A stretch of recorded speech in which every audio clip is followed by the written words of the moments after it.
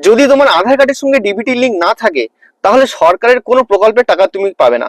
সেটা পিএম কিষাণ হোক, বার্ধক্য ভাতা হোক, অথবা অন্নপূর্ণা ভান্ডারের মতো স্কিম হোক। এই সমস্ত সরকারি প্রকল্পের টাকা পেতে গেলে ব্যাংকে ডিবিটি লিঙ্ক থাকা বাধ্যতামূলক। তো এই ভিডিওতে আমি তোমাদেরকে দেখাবো কিভাবে তোমরা খুব সহজে তোমার হাতে থাকা ফোন থেকে ডিবিটি লিঙ্ক করতে পারবে। তো কোনো সাইবার ক্যাফে কোথাও যাওয়ার দরকার নেই, সরাসরি আমি গুগল অথবা ক্রোম ব্রাউজার ওপেন করে নেব। গুগলে আসার পরে আমি এখানে সার্চ করব এনপিসিআই।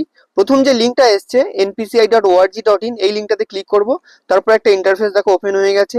এখানে টপ লেফট কর্নারে উপরে তিনটে লাইন আছে, এটার উপরে জাস্ট ক্লিক করব। এখানে কাস্টমার অপশনটিতে ক্লিক করব। তারপরে দেখো ভারত আধার সিডিং এনাবেলার, এই অপশনটার উপরে ক্লিক করব। তারপরে নতুন একটা ইন্টারফেস ওপেন হয়ে গেছে। আবারও উপরের বাঁদিকে তিনটে লাইনের উপরে ক্লিক করো। এখানে ঠিক 2 নম্বরে দেখো আধার সিডিং ডিসিডিং, এটার উপরে ক্লিক করো। তারপর এখানে আধার নাম্বারটা দাও, যে ব্যক্তির ডিবিডি লিঙ্ক করতে চাও সেই ব্যক্তির আধার নাম্বারটা এখানে এন্টার করতে হবে। রিকোয়েস্ট ফর আধার, এই অপশনটিতে সিডিং ক্লিক করবে, কারণ নতুন ডিবিটি লিঙ্ক করা হচ্ছে। তারপরে দেখো সিলেক্ট ইউর ব্যাংক, অর্থাৎ তোমার ব্যাংক অ্যাকাউন্টটা এখানে সিলেক্ট করতে হবে। যদি তোমার একাধিক ব্যাংক অ্যাকাউন্ট থাকে তাহলে তার মধ্যে যে কোনো একটা সিলেক্ট করলে হবে। এখানে যেহেতু আমার স্টেট ব্যাংক অফ ইন্ডিয়া রয়েছে, আমি স্টেট ব্যাংক অফ ইন্ডিয়াটা জাস্ট এখানে সিলেক্ট করলাম। তারপরের অপশন দেখো সিডিং টাইপ, আমি যেহেতু নতুন প্রথমবারের মতো ডিবিটি লিঙ্ক করছি সেক্ষেত্রে আমি এখানে ফ্রেশ সিডিং এই অপশনটাতে ক্লিক করব। তারপরে রয়েছে অ্যাকাউন্ট নাম্বার, এখানে অ্যাকাউন্ট নাম্বারটা এন্টার করবে, যে ব্যাংক অ্যাকাউন্টটা এখানে দেওয়া হয়েছে, যে ব্যাংকটা আমি এখানে সিলেক্ট করেছি সেই ব্যাংকের অ্যাকাউন্ট নাম্বারটা জাস্ট এখানে এন্টার করব।